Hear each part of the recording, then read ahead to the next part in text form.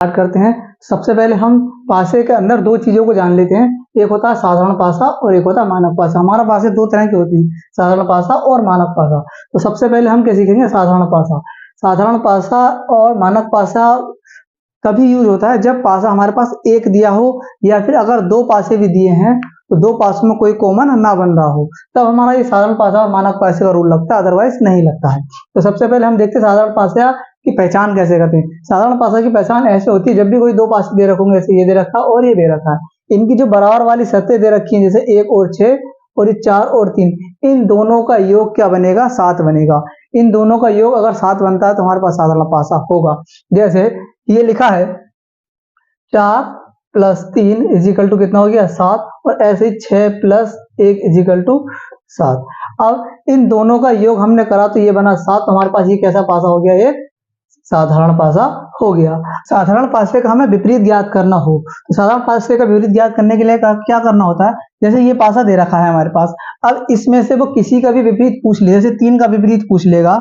अब 3 के विपरीत आने के बाद इनमें से जितनी भी डिजिट हमारी बची हुई हैं वो सब इस पासे के विपरीत हो सकती हैं, इस डिजिट के विपरीत हो सकती है। अब कौन कौन सी बची हैं? 1 बचा है, 2 बचा है और 6 बचा है। यानी उस पासे के अंदर उसके अलावा जितनी डिजिट बची होंगी वो सब उसके विपरीत हो सकती हैं। जैसे कि मान लो मैं 4 का पूछने लगूं तो 4 के अलावा कितनी डिजिट बची हैं? 1 बचा है, 2 बचा है, अगेन 6 बचा है। ये सारी डिजिट इसमें बची हुई हैं।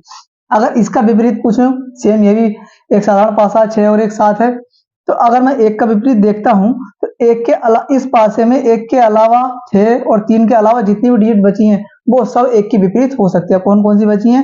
3, 4 और 5, ये सब इसके आंसर हो सकते हैं। याद रखिएगा, साधारण पासा और मानक पासे का रूल तभी लगता है जब एक पासा दे रखा हो या फिर दो पासे दे रखे हो और कोई भी कॉमन ना बन रहा हो, तभी ये मानक पासे और साधारण पासे का रूल लगता है, अदरवाइज ये रूल नहीं लगता है। अब हम लोग जान चुके साधारण पासा, अब थोड़ा सा जानते हैं मानक पासे के बारे में। तो आइए मानक पासे के बारे में जानते हैं। मानक पासे में क्या होता है? बिल्कुल इसके विपरीत, बराबर वाली सतहों का योग 7 नहीं बनेगा। इसमें साधारण पासे में तो बराबर वाली सतहों का योग 7 बन रहा था, लेकिन इसमें क्या होगा? 7 बनेगा ही नहीं। जैसे कि इन्हें देख लो, 3 और 1 4 बनना, 2 और 1 3 बनना, 3 और 2 5 बनना, 6 5 9 बनना, 6 5 11 बनना, 6 4 10 बनना है। इनमें क्या होगा? बराबर वाली सतहों का योग 7 नहीं बनेगा। लेकिन इसमें क्या होता है? विपरीत ज्ञात करने के लिए 7 बना लेते हैं। अब जैसे विपरीत ज्ञात करने के लिए 7 कैसे बनाएंगे? अब मुझे ये पासा दे रखा है मान लो, अब मुझसे ये बोले, पहले मैं ये पासा पहचानूंगा। पासा मैंने देखा कि इनका योग 7 नहीं हो रहा है, तो इसका मतलब ये मानक पासा हो गया। अब मैं देखूंगा कि 1 का विपरीत मुझे निकालना है, 1 का विपरीत मुझे निकालना है। अब विपरीत निकालने के लिए क्या करना पड़ता है? हमें 7 बनाना पड़ता है। अब 1 में क्या जोड़ूंगी 7 बन जाए? 6 जोड़ूंगा कि ये 7 हमारा बन जाएगा। इसका मतलब 1 का विपरीत क्या हो गया? यहाँ 6।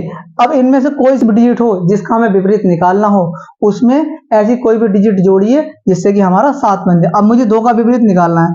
अब 2 का विपरीत मुझे निकालना है तो मैं क्या जोड़ूंगा कि 7 बन जाएगा? 5 जोड़ूंगा तो 7 बन जाएगा। इसका मतलब 2 का विपरीत मेरा क्या होगा?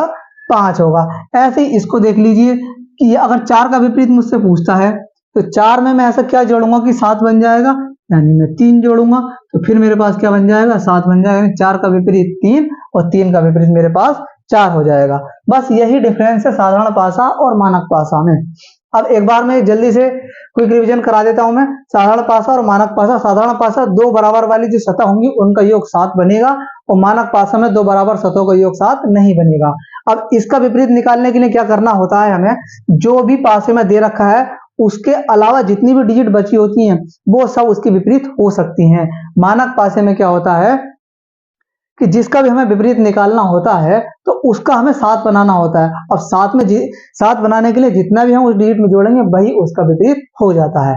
ये है हमारा साधारण और मानक पासा। अब ये देखिए क्वेश्चन दे रखा है, नीचे एक पासा दिया गया है, 2 के विपरीत सतह पर कौन सी संख्या होगी? अब इस तरह से एग्जाम में क्वेश्चन आएगा। अभी सिंगल पासा दे रखा है हमारे पास। अब सिंगल पासे में ही मैंने तुम्हें बताया था कि मानक पासा है साधारण पासा वाला नियम हमारा लगता है। अब देखिएगा, पहले साधारण पासा है कि मानक पासा है। अब इन दोनों को जोड़ा कितना बना? 5। इन दोनों को जोड़ा ये हो गया 7। अब 7 जुड़ गया तो इसका मतलब ये एक हमारे पास साधारण पासा हो गया। अब साधारण पासे में क्या होगा? उसका रूल क्या होगा? अब हमें इसमें निकालना क्या है? 2 के विपरीत हमें निकालना है। अब 2 के विपरीत हमें निकालना है तो 2 के विपरीत क्या होगा? मैंने बताया था कि इस पासे में जो भी डिजिट बच गई हैं या शेष रह गई हैं वो सारी इसके विपरीत हो सकती हैं। अब रह कौन कौन सी गई हैं? 1 रह गया है और 4 रह गया है और 6 रह गया, यानी 2 के विपरीत 1 भी हो सकता है, 4 भी हो सकता है और 6 भी हो सकता है। इस तरह से हमें आंसर इनके बनाने हैं। अगला क्वेश्चन है, नीचे एक पासा दिया गया है, 4 के विपरीत सतह पर कौन सी संख्या होगी।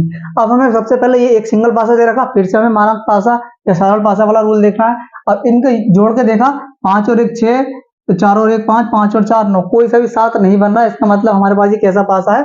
मानक पासा है। अब मानक पासा में निकालना किसके विपरीत है? हमें 4 के विपरीत हमें निकालना है।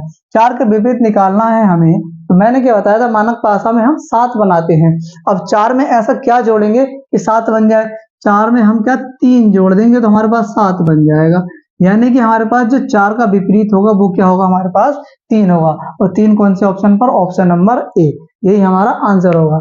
अब हम डबल पासे वाले की ओर चलते हैं। नीचे एक पासे की 2 स्थितियां दी गई हैं, यानी कि हमारे पास 2 पासे दे रखे हैं, 2 के विपरीत सतह पर कौन सी संख्या होगी।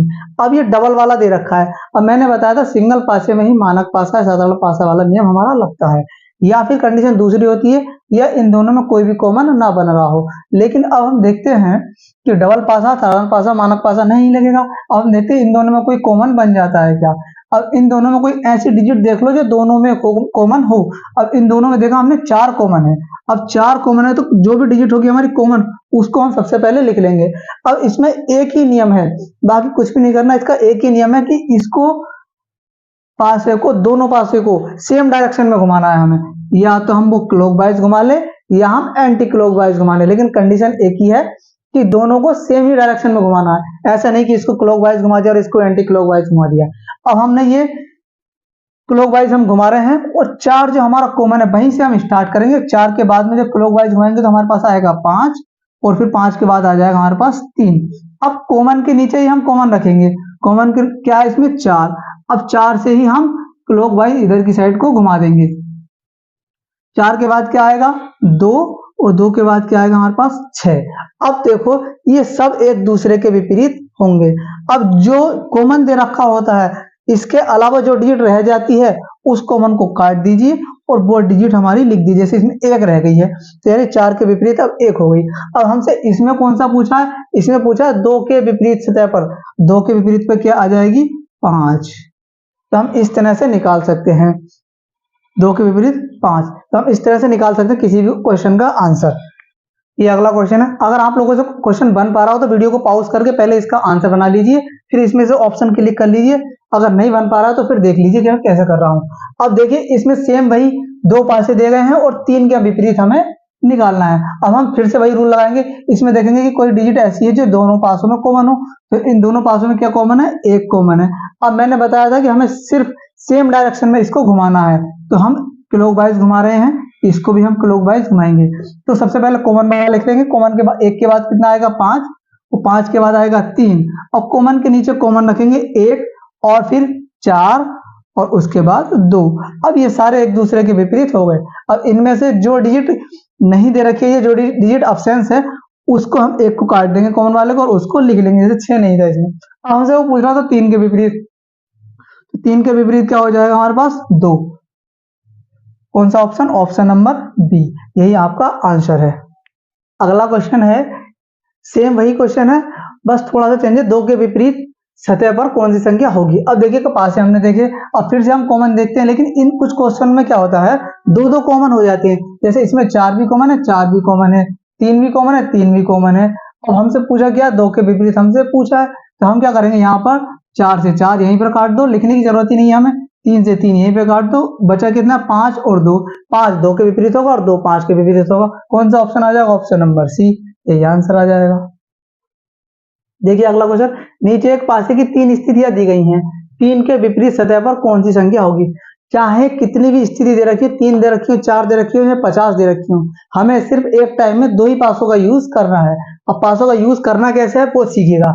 अब हम सबसे पहले पासों में देखेंगे कि कोई भी 2 पासे ले लें जिसमें से कोई भी एक डिजिट कॉमन आ रही है, तो हमारे पास सवाल वो आसानी से हो जाएगा। अब देखिएगा इन दोनों पासों में देख लीजिए, पहले कोई भी एक डिजिट कॉमन आ रही है, 6 1 3 5 4 2, इन दोनों में कोई भी हमारे पास कॉमन नहीं बनना है। इन दोनों को देख लीजिए, 5 4 2 5 3 1, इन दोनों में एक कॉमन हमारे पास बन गया क्या 5। लेकिन एक चीज और देख लीजिएगा, 1 3 6 और 5। अब तुम सोच रहे हो कि यहाँ से यहाँ काट दे, यहाँ से यहाँ काट दे बन जाएगा, लेकिन नहीं, कभी भी अगर 3 5 दे रखे हों या 4 दे रखे हो, कितने भी दे रखे हो, सबसे पहला रूल हमें कॉमन वाला ही लगाना है। कॉमन वाले से आंसर नहीं बन पा रहा तब ये बनेगा। तो हमारे पास इसमें कॉमन बन रहा है। कॉमन क्या है, इन दोनों में हमारे पास 5 हमारा कॉमन बन गया, 5 हमारा कॉमन आ गया। तो अब फिर से हम क्लॉकवाइज घुमा दीजिए, इधर से इधर को, इधर से इधर को। 5 के बाद 4 और 4 के बाद 2, कॉमन के नीचे कॉमन रख लीजिए, 5 3 और फिर 1। अब पूछा किसके विपरीत है हमसे, 3 के विपरीत पूछा है। 3 के विपरीत हमारे पास क्या हो गया 4। 4 कौन से ऑप्शन में, ऑप्शन नंबर बी में। यही आपका आंसर हो गया। बस थोड़ा सा ट्रिक लगाइए या थोड़ा सा लॉजिक लगाइए, अपने आप आराम से आंसर बन जाएगा। इसमें क्या लिखा है, सेम वही क्वेश्चन है, 3 स्थितियां दे रखी है और 2 के विपरीत हमसे पूछा है। हमें कुछ नहीं करना, सेम लॉजिक लगाना। सबसे पहले हमें कॉमन ढूंढना है कि कॉमन किन दो पासों में बन रहा है। 6 4 1 5 6 3, इन्हीं दोनों में हमारा कॉमन क्या बन गया 6 बन गया। तो हम 6 को लिख लेंगे। अब बार बार ये लिखने की, ये डायरेक्शन बनाने की भी जरूरत नहीं है। अब हम सेम बार बार घुमाते रहेंगे, 6 4 1। अब यहां से लिखा 6 6 के नीचे 3 5, 3 और 5। हमसे पूछा किसके विपरीत है, 2 के। और 2 इनमें कहीं भी नहीं है, तो जो डिजिट आपस में कॉमन होती है उसको काट दीजिएगा और जो नहीं है वो लिख लीजिएगा। तो 2 के विपरीत क्या आ गया 6। 2 के विपरीत ही हमसे पूछा था और 6 कौन से ऑप्शन है, ऑप्शन नंबर बी। यही हमारा आंसर हो गया। तो देखिएगा ये ओपन डाइस होता कैसे। ओपन डाइस क्या होता है, जो हमारे पास पासा दे रखा होता है उसी का एक खुला हुआ रूप होता है। अब उसकी क्या है, एक आकृति बनाई गई है जिस तरह से, ये सब मेन आकृति ये वाली होती है।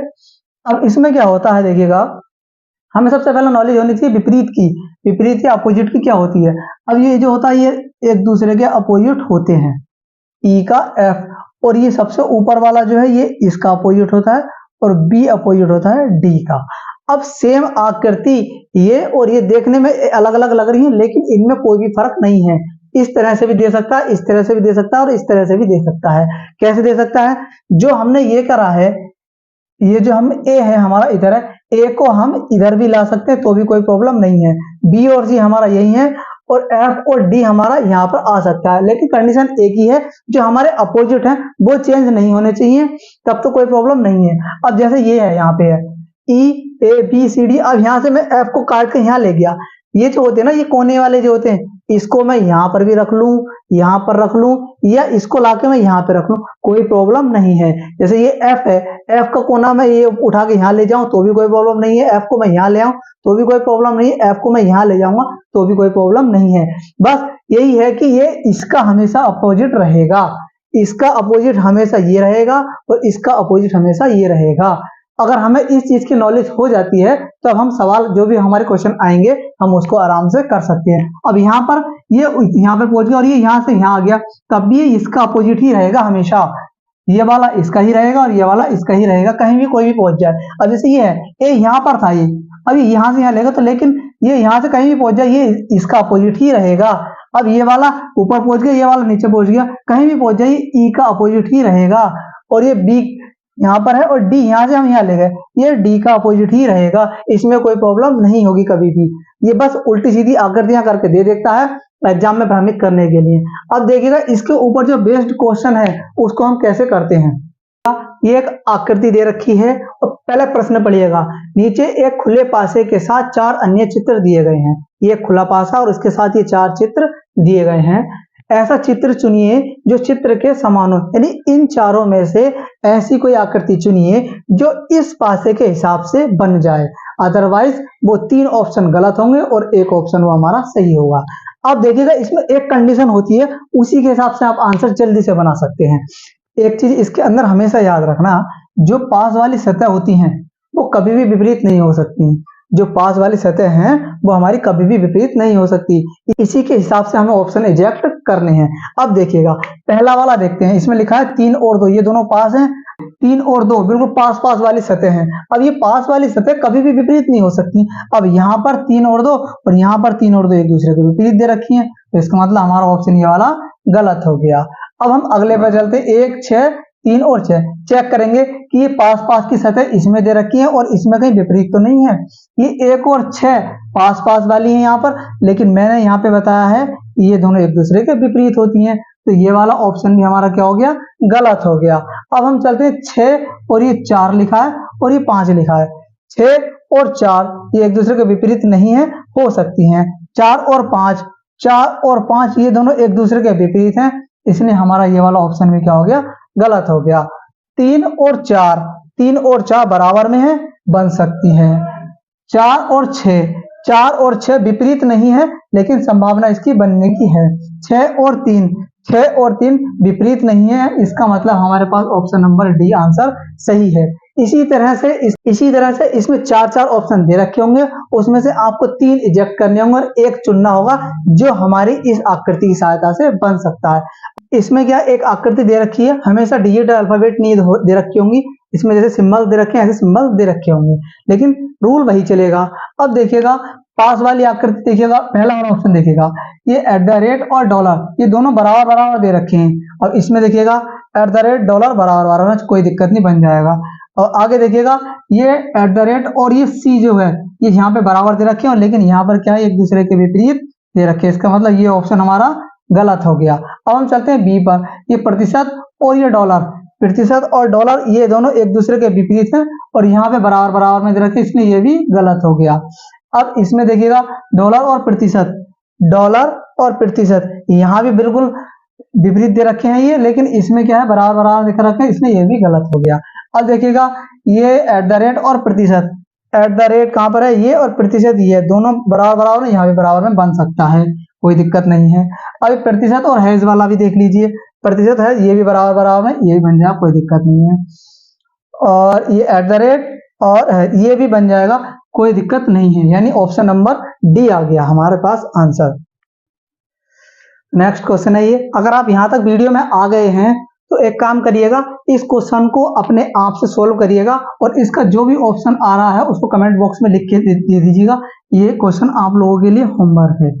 अगर वीडियो अच्छी लगी हो और जो सारे कॉन्सेप्ट मैंने पढ़ाए हैं अगर वो सब समझ में आए हो तो वीडियो को लाइक और चैनल को सब्सक्राइब करिएगा। Thank you.